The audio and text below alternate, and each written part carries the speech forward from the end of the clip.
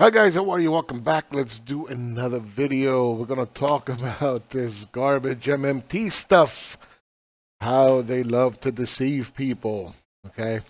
If you can't read and someone shows you a piece of paper, they can tell you that that piece of paper says anything. It's the same thing when you are um, monetarily ignorant. Okay. Nobody walks around thinking about how the monetary system works. So somebody comes along and says, "Oh, this is the way it works." Blah blah blah. Here's a money story. Blah blah blah blah. Right? And everybody's like, "Oh my God, yeah. So everything is free. Really? We can just print money and we can all have things for free. Oh, that's great. I love MMT." Uh, that's not the way it works. Okay. Anyway, come down patreon.com/real macro. We talk much more than monetary system and MMT, but we are going to debunk MMT, the money story. All right.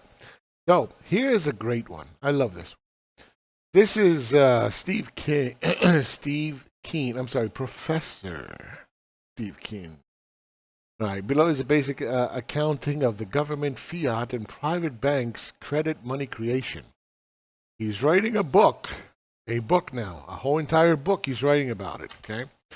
I'm writing a book explaining the whole system, but this is the gist. Banks create money by creating debt, government by creating negative equity for themselves and positive for the rest of society.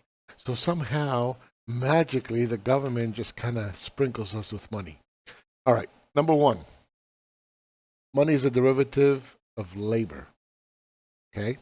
Been around for more than 10,000 years.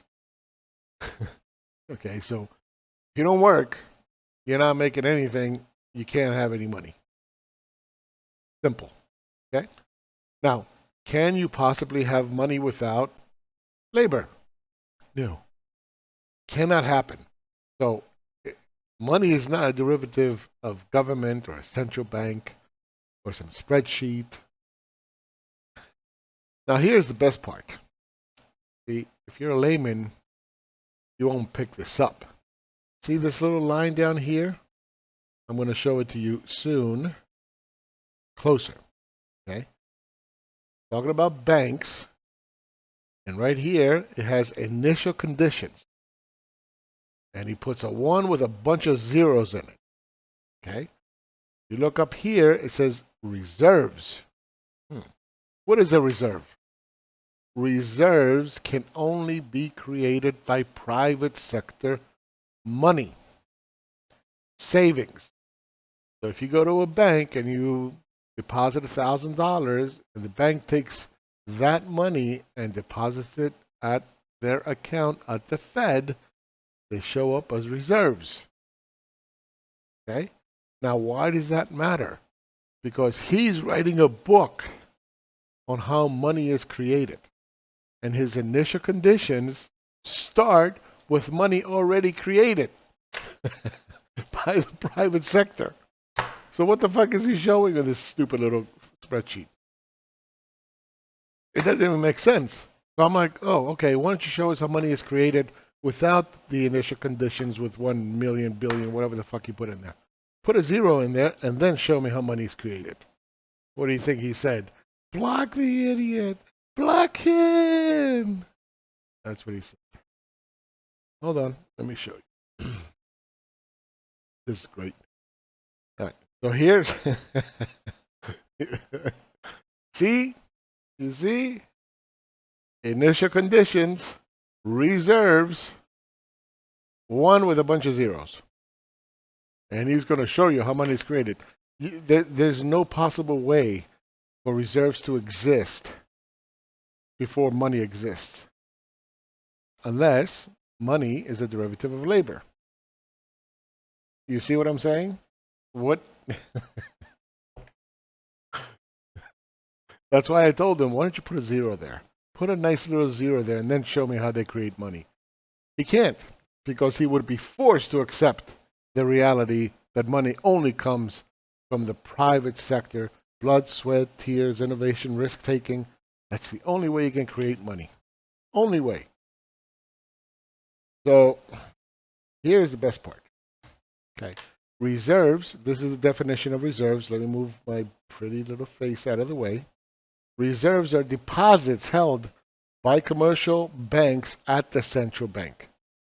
Well, how the hell does a bank find deposits?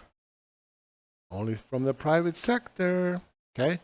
No government, central bank, or bank can self-create money and fund themselves. It's illegal. Can't do it. It's counterfeiting. Okay? So reserves are deposits held by the commercial bank. Commercial banks, only the private citizens use it, right? Held by commercial banks at the central bank. Money can only come from the private sector. I told you. Now, do you think Steve knows that? Interesting. Well, let's take a look. Here's Phil asking, listening to Mosler a few months ago, and he states, I think, parentheses, that corresponding bank's reserves are created at the same point a bank deposit created. So what he's saying is that the only way for a central bank to create reserves is to have bank deposits. Bank deposits can only come from the private sector. Okay? Now, what MMT says, and this might be a little bit too advanced for you, is that the central bank creates reserves, meaning that the central bank creates money. No. No. Reserves are just private sector savings. Okay? And the central bank uses their type of currency, which are called reserves. Okay? So, at the same time, banks deposit credit. Anyone here this understand if this is the case? I have misheard. Cheers. What does Mr. or Professor Keene says? This is correct. When a customer deposits cash at the bank, not a central bank, at a bank, at a private, there's 5,000, over 5,000 private banks in the U.S. At the bank. So he knows about it. So let's go back now. Let's go back. What does he have as initial conditions? Oh my God. One with a bunch of zeros. But he's going to show us how money is created. You see? If you don't understand how the monetary system works, you would never pick up on what he just did right here. Never. So what do you think Keene says? Block the idiot. Block him. There it is. Come on. Just block the idiot, damn it. Just block him. Right. Because he's full of shit. And he's pissed off about it. Just get rid of him. Just block him. Make pretend he didn't see it. And everything's fine. I'm just going to keep writing my book. Then he blocked me? Of course he blocked me. There you go. So, he does know that private sector deposits create reserves. But his initial conditions are reserves. But he's going to show us how money is created. Okay. So, remember this. Only the private sector can create money. Forget about currency. Forget about legal tender. Forget about reserves. Forget about bonds. Forget about all the debits, credits, none of that is possible unless you go to work. Blood, sweat, tears, risk-taking. Okay? Only then can you make the economic pie bigger, and then only then can you have assets and labor and say, hey, I have a $100,000 home. I need a $10,000 loan. I'm putting up $100,000 as collateral. I only need 10. Are you credit worthy? Yes. Great. Fantastic. Approved. Here's your $10,000. There's a deposit. Okay? That's the only way money is created. Now, when the government taxes you and borrows from you, private sector, okay, is it creating money from labor? No. No. Okay? That's a problem because it dilutes what is legal tender money.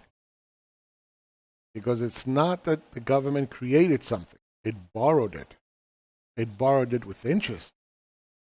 And anytime you're borrowing money with interest and not creating a bigger economic pie, you're borrowing that money with interest to buy money without interest. Guess what? It's a recipe for disaster. Okay? So remember, without your labor, no money can exist. Government doesn't sprinkle you. Money does not come from government. All right, that's it for this video. And don't forget, block the idiot. Block him. Get rid of him. All right. Ciao, ciao. Bye.